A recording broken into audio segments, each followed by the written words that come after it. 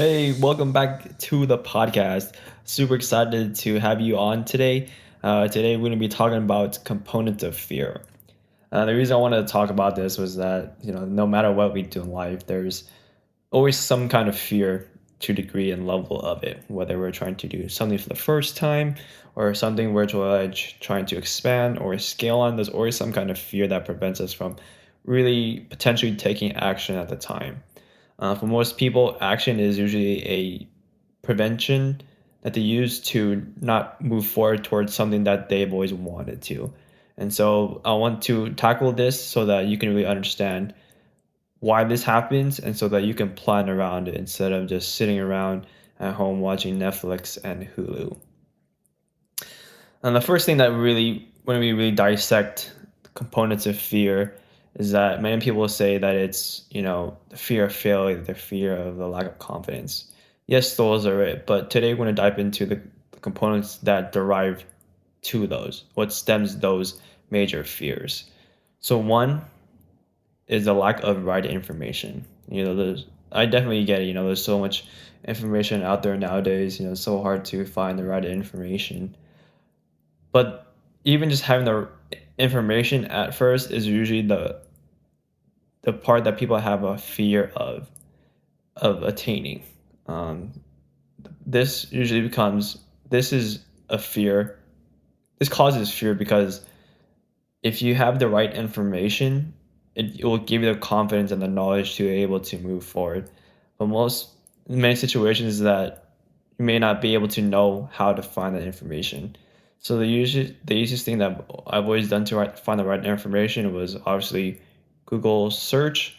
But the thing that by far the best thing I've done to really find the right information to get past fear was actually just talking to people, explaining to them, hey, I'm starting this new adventure, or I'm thinking about doing X, Y, Z, and then telling them, what they thought. I'm asking them what their thoughts are, and people will tell you the honest opinion, good and bad. I think it's important to really find the people that have a negative effect with it as well, because as someone that's been in that shoes before and has had a negative experience, it's important in those situations to really see those negative circumstances as a learning lesson. There's some truth to what they're saying, but sometimes it may not. They're saying that because it's just not right for them, or they had a bad habit or just had a bad experience. So just because you had those situations doesn't mean you can't find the right information from those. And for the ones that you do come across that have success in it, really just dive deep and be curious. Ask them about their story, how they came across it, what are the obstacles that they encountered. And so that's what I did with my journey with development so far. And so I don't have a construction experience. I didn't really know really where to start. And so I was telling a mentor and, some real estate friends that was looking to get into development. And so they just was telling me, hey, they were telling me what to do, go find a mentor, talk to people. And I did that. And it gave me a lot of light to really both sides of the coin that I should be aware of before going into development. Because that was one of my fears, was really, where do I get the information and how do I know what to do? Because I didn't know anything, so I was definitely ignorant in that regards. But by having those experiences helped me get to the right information to really get past that initial barrier of fear. The second component of fear is our lack of awareness of our skill to achieve. Many times, many people think what we're doing is super complicated. Most things in our life aren't too complicated. There's always a process to everything. Step one, step two, step three, step four. The hard part is that we see bits and pieces of it. We hear pieces of it, but we don't see the whole full spectrum of it and to see how our skills and knowledge apply to those circumstances.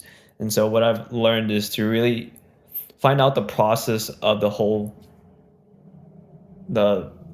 the endeavor I'm trying to embark on, so I can really see, here's step one, here's five, here's the finished product, and from there I can really apply what skills I have. Because many times people think, what one industry you do doesn't apply to another. but they're definitely correlatable. I know back when I was just graduated nursing school, I made a 360 to the finance industry, um, which I won't go into that story much for the sake of time. But I remember telling my sister at the time was that it's pretty much the same thing as nursing, and she was also giving me a hard time about it. Oh, it's not the same thing, blah blah blah. And so I get into the finance industry and started meeting clients, and I found out it is exactly the same. At the end of the day, you're trying to find a problem. Here are the solutions, and you help them really what's best for them. And here's a solution. Let's go do it. It's the same exact thing. And it's the same thing we need to apply to the fear that we're having in whatever endeavor we're applying. Use the skills that you already have to be able to use it in your next endeavor because you're going to need it. So let's say, for example, you'll say you work at McDonald's or you're doing customer service. Use those communication skills and the empathy and the knowing how to deal with different customers to those situations that you go into in your new endeavor, because it's the same thing but just different context. The third component of fear is the lack of planning. This coincides to and is very closely tied to the last point, but it's the lack of planning. Many times people tend to just jump into things without really fully understanding the whole process.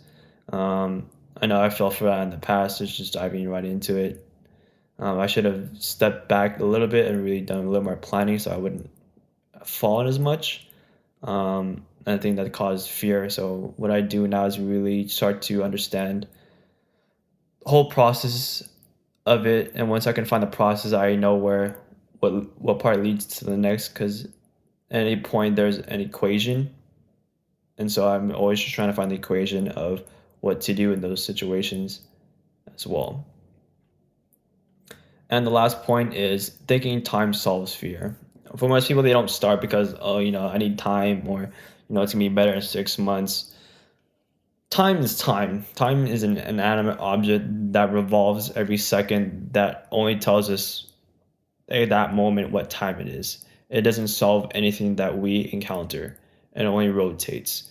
So thinking that fear is going to solve your problems, or your fear it's not going away. If you have fear at this point in time, 6 months in time, you haven't done anything, you're still going to have the same exact fear.